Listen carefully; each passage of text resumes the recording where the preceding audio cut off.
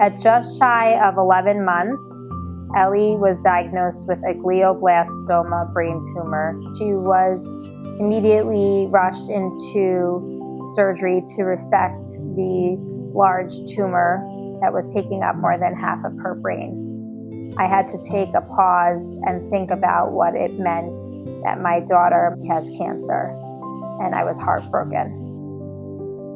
We already had a Tehillim Zoom support group for us to say prayers for Ellie's full and speedy recovery.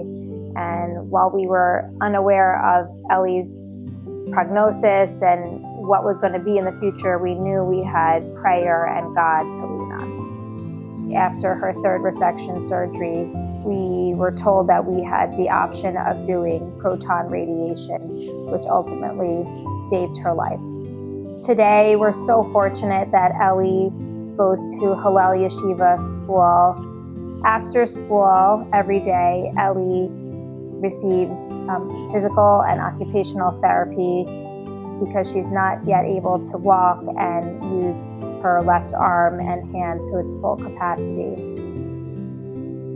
She's thriving, she's socializing, she's communicating, she's learning all about the holidays, about Shabbat, and we're just so thrilled that she's like a regular child.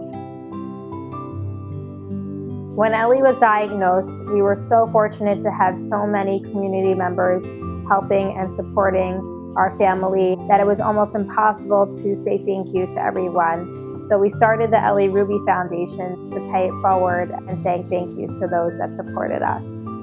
Our family started the Ellie Ruby Foundation to bring smiles and support to other families battling pediatric cancer. Ellie's smile is radiant and is the inspiration for this foundation.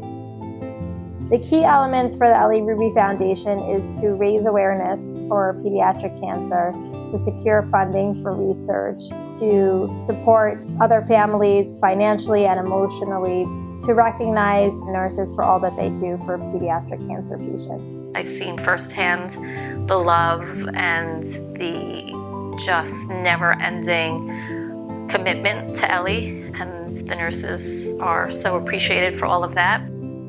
The foundation has become very important to me and to our whole family. Soon after Ellie was diagnosed, a friend and I were on the phone talking about if there was anything we could do to help be supportive, and we decided to start a walk.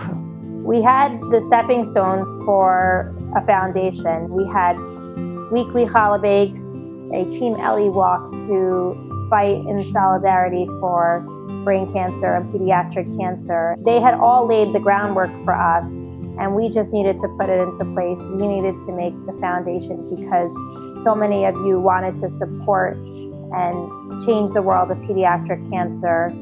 We started the challah bake after Ellie was diagnosed. Here we all felt so helpless. What can I do? And this was something tangible, that we can feel purposeful and part of the journey of bringing Ellie to her refuah. I felt so hopeless with Ellie's diagnosis, and my Aunt Donnie started the weekly challah bakes, and it was just a way to lean into the feeling of my hands in the dough and the feeling of prayer and the feeling of God's presence in the challah, in the making of it, and getting the kids involved. It was so spiritual, it was so special, it was so fun. I really believed in the power of challah and the power of tefillot, and I knew it could make a difference. The doctors had their role, and we had ours, and that was a way to give purpose and meaning to something that really had absolutely made no sense to any of us. We had our first guest baker. It was Sivan's Kitchen. That is when the huge challah community began. We get together every single week with a guest baker, and we bake challah in the merit of the Ellie's recovery. People gather from all over the world, and we always stress that you don't have to bake challah to be a part of it. It seemed like a great opportunity for Or HaChaim to partner with the Ellie Ruby Foundation and do a fundraising event and bring awareness to the foundation. I reached out to the Challah Prince same way I reached out to Sivan, Jay Cohen, and Nomad Bakery. And I reached out, I said, hey, this is the Ellie Ruby Foundation. We bake challah in the merit of the refuah of Ellie Ruby. And he was all in from day one, and it is where our friendship began, but it really just exploded into this incredible connection. He's our prince. He's now a member of the family. When I started the Challah Bake, I never imagined it would take off the way it has. We're just amazed by the outpouring of love and support from this challah community. There's no question that all of these challahs and prayers from everybody across the world, America, Israel, Australia, has made the difference in Ellie's recovery. I'm so grateful to have the challah bakes, to listen to the tefillot, to listen to the different challah bakers, their tricks, their techniques, their Torah, and it just has fulfilled our lives, our families' lives, and the challah community's lives. When you are faced with adversity, it's very natural to wonder why and to be upset and to fall apart.